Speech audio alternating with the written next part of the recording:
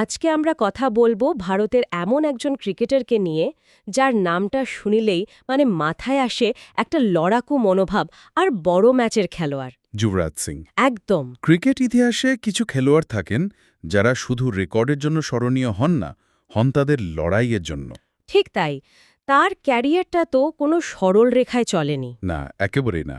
বারবার পতনের মুখ থেকে যেভাবে তিনি ফিরে এসেছেন সেটাই তাকে অন্যদের থেকে আলাদা করে।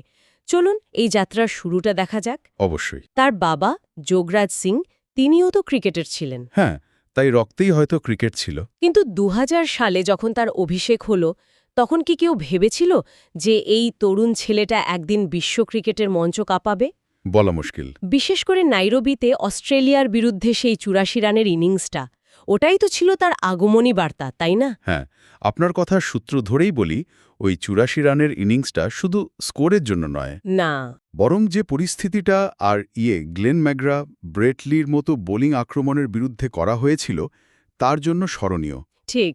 ওটা ছিল ভয়ডরহীন ক্রিকেটের এক ঝলক, যা আগামী ১.৫ দশক ধরে আমরা দেখতে চলেছিলাম।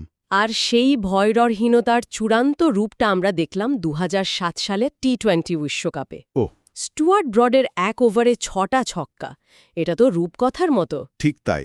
আর শুধু ৬টা ছক্কা মারাটাই বড় কথা নয়। কিভাবে মেরেছিলেন সেটাও। হ্যাঁ, একদম।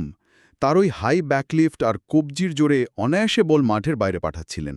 ওটা শুধু পেশি শক্তি ছিল না, ওটা ছিল নিখুঁত টাইমিং। আর আত্মবিশ্বাস। হ্যাঁ, আত্মবিশ্বাসের এক দুর্দান্ত প্রদর্শনী।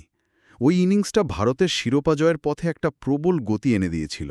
২০০৭-এর ওই বিধ্বংসী মেজাজটা তো ছিল টি-২০-র জন্য, কিন্তু ৪ বছর পর ২০১১ সালের ওয়ানডে বিশ্বকাপে আমরা তার একটা সম্পূর্ণ ভিন্ন রূপ দেখলাম। অনেক পরিণত। হ্যাঁ, অনেক পরিণত, তাই না? একদম। আর মজার ব্যাপার হলো, টুর্নামেন্টের আগে তাকে কিন্তু ভারতের প্রধান স্পিনার হিসেবে কেউ ভাবেনি। কেউই ভাবেনি। কিন্তু টুর্নামেন্ট যত এগিয়েছে, তার বাঁহাতি স্পিন দলের জন্য একটা এক্স ফ্যাক্টর হয়ে উঠেছে, যেটা প্রতিপক্ষ দলগুলো প্ল্যানই করতে পারেনি। ঠিক। তার ব্যাটিং তো ছিলই, কিন্তু এই অপ্রত্যাশিত বোলিং পারফরম্যান্সই তাকে টুর্নামেন্টের সেরা খেলোয়াড় বানিয়ে দেয়। তিনি শুধু রান করেননি, গুরুত্বপূর্ণ সময় উইকেটও নিয়েছেন। একদম।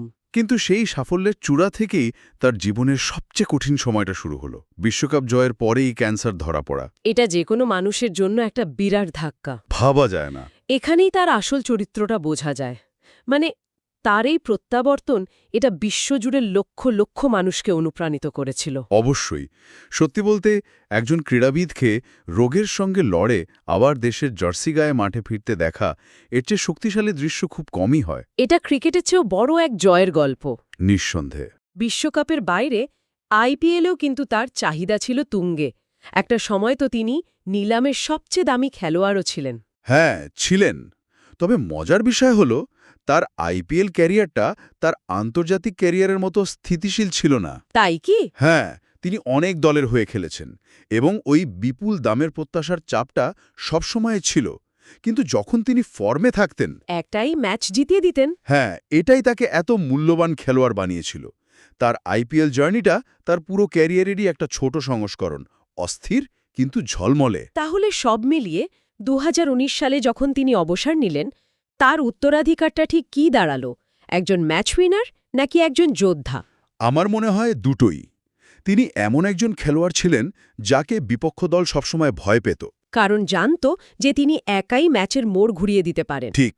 কিন্তু তার চেয়েও বড় পরিচয় হল, তিনি একজন ফাইটার, মাঠের ভেতরে এবং বাইরে দুই জায়গাতে। দারুণভাবে বললেন। যুবরাজ সিংয়ের ক্যারিয়ারটা সত্যি শুধু পরিসংখ্যান দিয়ে মাপা যায় না। না, যায় না। এটা সংকল্প আর ঘুরে দাঁড়ানোর এক অসাধারণ আখ্যান। একদম। বিশ্বকাপ জয় থেকে শুরু করে ক্যান্সারকে পরাজিত করা পর্যন্ত তার যাত্রা ভবিষ্যৎ প্রজন্মের ক্রিকেটার এবং ক্রীড়াপ্রেমীদের জন্য অনুপ্রেরণা হয়ে থাকবে। আলোচনা শেষ করার আগে একটা প্রশ্ন ভাবার জন্য রেখে যাওয়া যেতে পারে। বলুন। একজন ক্রীড়াবিদের আসল উত্তরাধিকার কি? তার পরিসংখ্যান এবং জয়, নাকি মাঠের বাইরে তার লড়াই এবং লক্ষ লক্ষ মানুষকে অনুপ্রাণিত করার ক্ষমতা?